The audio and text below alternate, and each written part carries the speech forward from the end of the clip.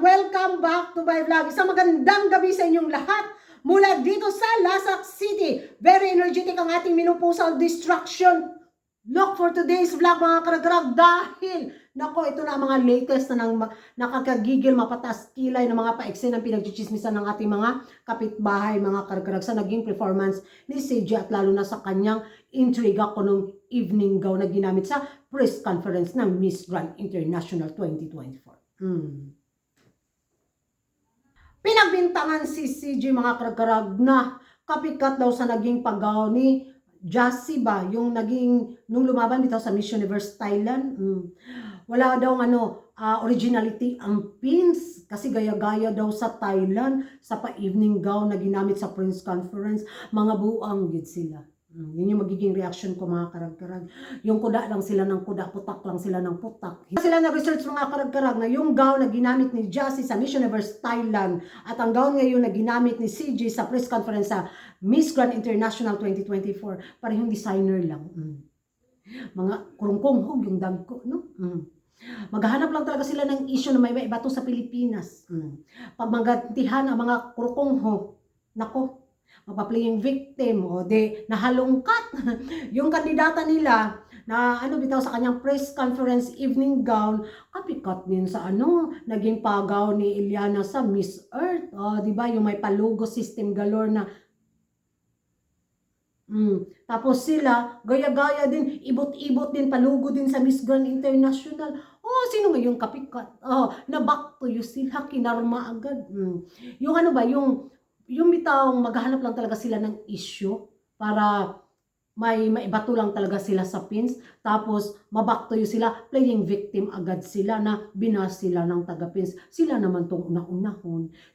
Yung nabaktoyo sila mga karag-karag kasi yung gown pala nila is galing pala yun sa Miss Grand Vietnam. Akala ko ba rich sila? Akala ko ba hindi sila gumagamit ng recycle gown? Ngayon, agoy, booking ang mga kadahang dagko, mga karag-karag. Ngayon, nabaktoyo sila sa mga ibang beauty pageant lovers na taga-depensa din sa kanilang mga binabatong pa-issue sa Pilipinas. Ayun, Miss Grand pa more. Kampante galore manggod sila kay BFF, si Maring Eva at si Papa Kulnawat, di ba? So wag naman sila mag-worry. Uy, bakit ba sila nabahala? Bakit sila threaten? Kaya sa performance ni CJ, kung may tiwala sila sa kanilang kandidata na magaling, di ba, yung supernova nila na ito kadang din kasing humulma ng mukhang tao itong si Maring Eva mga kagkarag. Nakakabilib talaga. Diyan talaga din ako saludo sa kanya. Yung mga kandidata niyang iniba yung hulma ng mukha, nag-ibang tao, ibang kaanyuan talaga yung ilalaban niya sa international pageant. Kaya siguro ganun na lang yung kaba nila, baka matabunan yung kandidata nila sa performance kasi alam nilang rampadura si CJ, tapos yung kandidata nila is wala lang, tuslok-tuslok injection lang din para gumanda. Kaya wag silang una-una galore kasi nanahimik ang taga-pins. Kaigang Jud.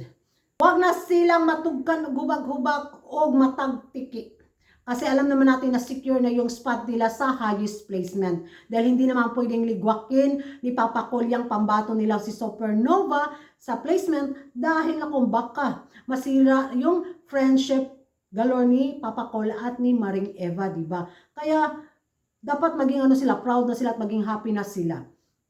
Huwag silang maghanap pa ng mga butas na ibabato nila kay CJ dahil maimbirna na lang sila. Ay, yan ang mga karagaraga, mga latest na mga chikahan ngayon na binatong pa-issue nga dito sa ating pambato na si CJ, nakapikat daw sa naging pa-evening gown na ginamit sa press conference. Ano man yung magiging reaction yung mga karag-karag, comment down below. At hindi ka pa nakapag-subscribe sa YouTube channel ko, don't forget to like and subscribe Kuragan Karag, ang mabayang lagi ng karag-karag. And see you in my next vlog. Bye-bye!